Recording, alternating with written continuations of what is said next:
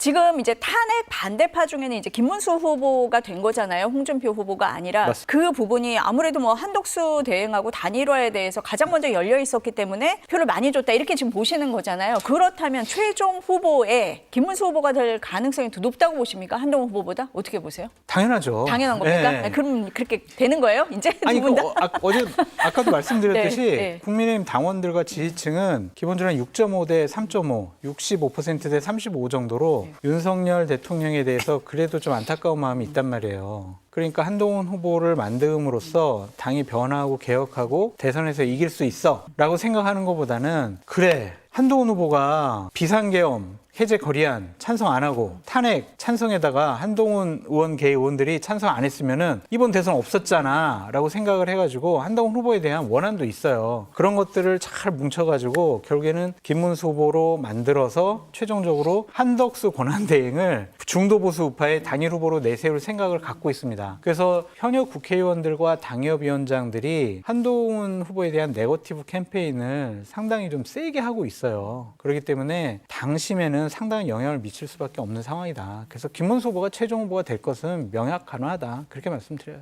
같은 생각이십니까? 저는 조금 다르게 생각해요. 왜냐하면 이런 거죠. 본선을 조금이라도 생각한다면 한덕수 권한대행에게 꽃길을 깔아주는 단일화를 갈 것이냐, 다시 말해서 쉬운 길과 꽃길을 깔아주는 단일화 경선을 할 것이냐, 아니면 흥행을 할 수 있는 축제 같은, 그리고 반전이 가능한 정말 흥미진진한 경선을 할 것이냐, 이 두 가지의 선택지가 있다고 봐요. 근데 김문수 후보가 올라가면요, 그냥 한덕수 권한대행 꽃길 깔아주려고 하는 거예요. 그냥. 이거를 국민들이 다 알아요. 국민의 수준을 너무 무시하시는 것 같아요. 이미 다 압니다. 정치적 수준이 굉장히 높으세요. 근데 한동훈 후보가 올라가면 이게 모르는 거예요. 어떻게 될지. 단일화 협상 안 할 수도 있는 거 아닙니까? 한동훈 후보가 만약에 네. 단일화 협상을 안 하면요, 한동훈 후보도 경쟁력을 저는 잃을 거라고 봅니다. 왜? 지금 경쟁을 한 사람들의 지지자들은 감정적인 투표를 한 거예요. 그럼 이 감정적인 투표를 누르려면 두 번은 이겨야 명분이 있는 거예요.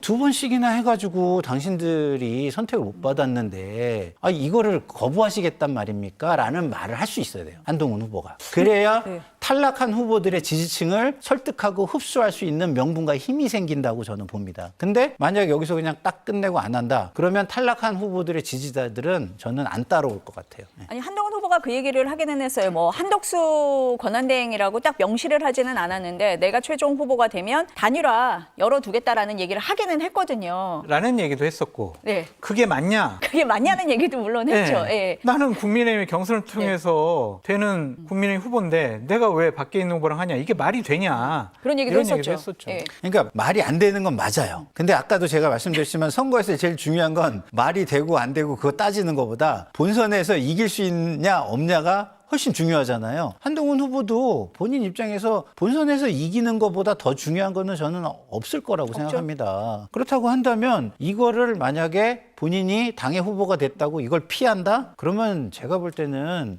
감정적 투표를 했던 지지자들을 설득할 수 있는 그 동력과 명분이 사라질 것이다 저는 생각합니다. 아니 근데 단일화 협상을 하겠다고 해요. 그런데 그 경선 방식이라든지 뭐 이런 걸 두고 줄다리기 할 수 있잖아요. 근데 말씀하신 것처럼 김문수 후보가 된다라고 하면은 조금 더 편안하게 뭐 방식이라든지 협상이라든지 진행이 될 수 있겠지만 한동훈 후보가 되면은 조금 녹록하지 않을 수도 있다. 그렇죠. 이렇게 좀 보이기도 하잖아요. 그런 부분을 그러면은 다음 3차 경선에서 최종 후보를 뽑을 때 염두에 둘 거다. 지지층이 어떻게 보십니까? 이현주 앵커님께서는 네. 이제 방송을 하셔야 되니까 여러 가지 상황 과정에서 분석을 하라고 하시는데 네. 이미 결론은 났다니까요. 김문수 후보로 가는 겁니까? 끝났다니까요. 물어볼 필요가 그거를 없다. 이제 막 여러 가지로 네. 그래 국민의힘 지지층과 당원들이 보다 더 본선 경쟁력이 있는 사람을 뽑아야지, 우리가 가능성 있는 사람 뽑아야지 그렇게 생각하는 분들보다 아까 말씀드렸던 그분들의 포지션이 더 크고, 한동훈이 만약 대선 후보가 되고 대선에서 떨어지고 나서 당권을 잡게 되면 나의 정치 생명력은 끝나는구나라고 생각하는 국회의원들과 당협위원장들이 많아요. 그래서 한동훈 견제론이 정말 강하단 말이에요. 그런 점들을 종합을 해볼 때는 김문수 후보를 정말 압도적으로 국민의힘 후보로 만들기 위한 노력들이 더 강하게 진행될 것이다. 이렇게 전망을 해봅니다. 근데 네. 만약에 국민의힘의 정치인들이 그 정도 수준이라면요, 앞으로는 굉장히 정치가 힘들 거예요. 왜냐하면 자 계엄을 옹호하는 걸로 대선에서 진 이후에도 정치를 해나가야 돼요. 그러면 대선에서 민주당이 승리를 하면은 자 행정 권력을 갖습니다. 입법도 절대 다수 의석입니다. 사법도 우호적인 구조로 바뀔 겁니다. 그런 상황에서 명분도 야당이 갖고 있질 못해요. 그러면 계엄 옹호 세력 척결을 위한 명분이 확보가 되는 거예요. 그러면 그 정치 세력이 한동안 남아날 수 있을까요? 정말 저 어디 구석에 가가지고 한동안 피해 있지 않으면, 잠잠해질 때까지 숨어 있지 않으면 저는 그 정치하기 쉽지 않을 것 같은데요. 적어도 명분이 있어야 야당이 싸우면서 힘센 자와 싸워서 국민의 지지를 끌어모을 수가 있죠. 근데 계엄 옹호 세력으로 해서 쭉 가겠다? 와, 그런 정치적 선택을 한다고요? 어우, 대단하시다는 생각이 듭니다. 그러니까 지금 국민의힘의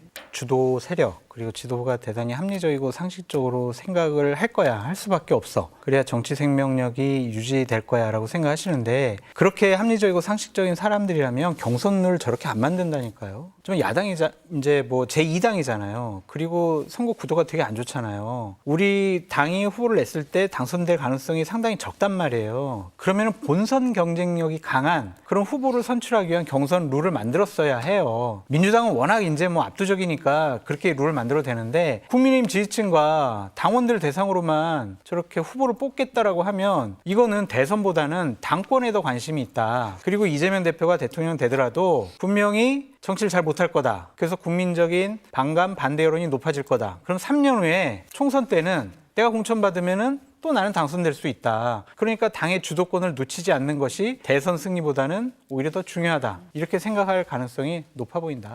근데 정치 환경 자체가 아까 얘기했잖아요. 너무 답답해하고 계세요. 계엄 옹호 세력의 명분으로는 정치를 할 명분이 없어요. 이후에 야당으로서. 지금 명분과 실리가 문제가 아니라 지금 당장이 중요하다잖아요. 아니 명분이 네. 없어서 네. 실리를 챙길 수 있는 환경 자체가 안 된다니까요. 제가 말씀드렸잖아요. 네. 힘의 우위가 절대적으로 기울어져 버려요. 근데 거기에서 명분도 없이 정치를 하면서 버티겠다고 생각하는 사람들이 저는 참 뭐 죄송합니다.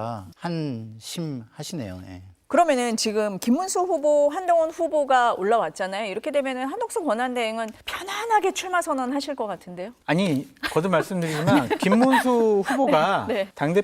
당의 대선 후보가 될 거라고 이미 생각을 하고 본인의 이제 스케줄을 그 다 스케줄대로 이게 쫙쫙 가고 있는 거예요, 지금? 그렇다니까요.